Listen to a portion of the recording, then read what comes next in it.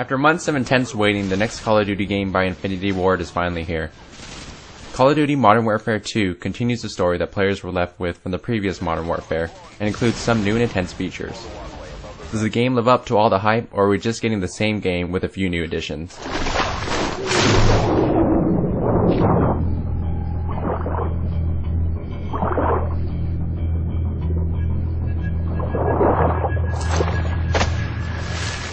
As you play through the single-player campaign, you take control of Sergeant Gary Roach Sanderson, a member of an elite multinational commando unit known as Task Force 141.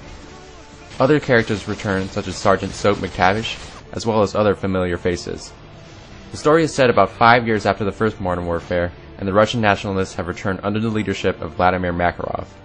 You play through various stories that ultimately come together, which makes it interesting and allows the story to keep moving you forward. Any word on the...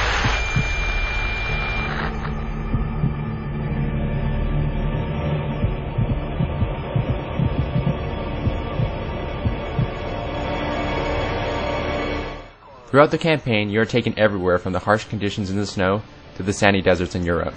There are also driving levels such as snowmobiles and water rafting, which break up the pace of all the shooting on foot. The game manages the pace very well, and you never get bored of doing just one thing. You do, however, are almost always in some type of action, which keeps the intensity high. The single-player campaign takes about 6 to 10 hours to finish, depending on your difficulty, which is similar to the first game, but is also worth every second of your time. I got your back, Roach.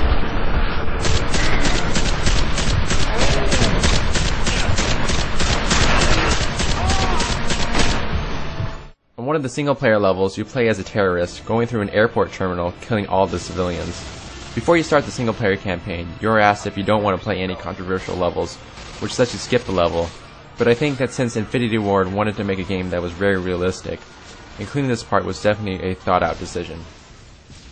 The gameplay has pretty much stayed the same from the previous Call of Duty games, so if you're expecting something different, no, it's still the great Call of Duty formula.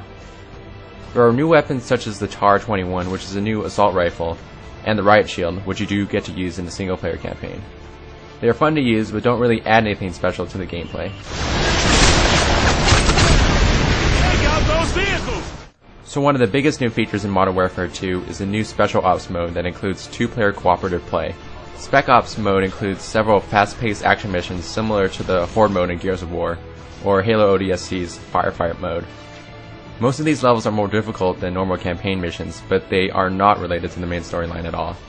Missions are unlocked by earning stars, which are acquired by playing levels at certain difficulties. For example, regular difficulty earns you 1 star, hardened earns you 2, and veteran earns you 3. As you complete each mission, it rewards you with more maps and harder difficulty levels. The only thing I wish they included was a 4-player Special Ops mode, which I think would have worked quite well.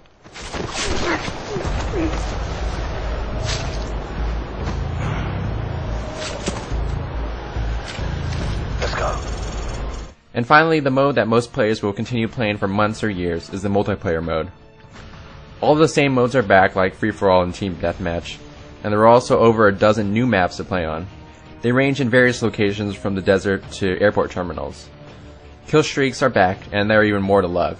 At 3 kills in a row, you get the UAV. At 10 kills, you get a chopper, and at 25 kills in a row, you get a tactical nuke, which is pretty awesome. That basically kills everyone who's alive. There are also perks if you play online, like Marathon, which gives you unlimited sprint, and Last Stand, which lets you use a pistol before dying. The Martyrdom perk is now gone, since a lot of players did not like that one at all.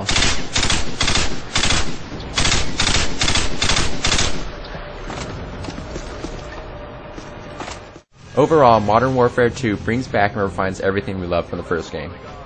The single-player campaign is great and intense, and the multiplayer will always be something gamers will come back to. The new Spec Ops mode is something different and will keep players wanting to get a higher and higher score. If you have any reason to buy a game, Modern Warfare 2 should be that game.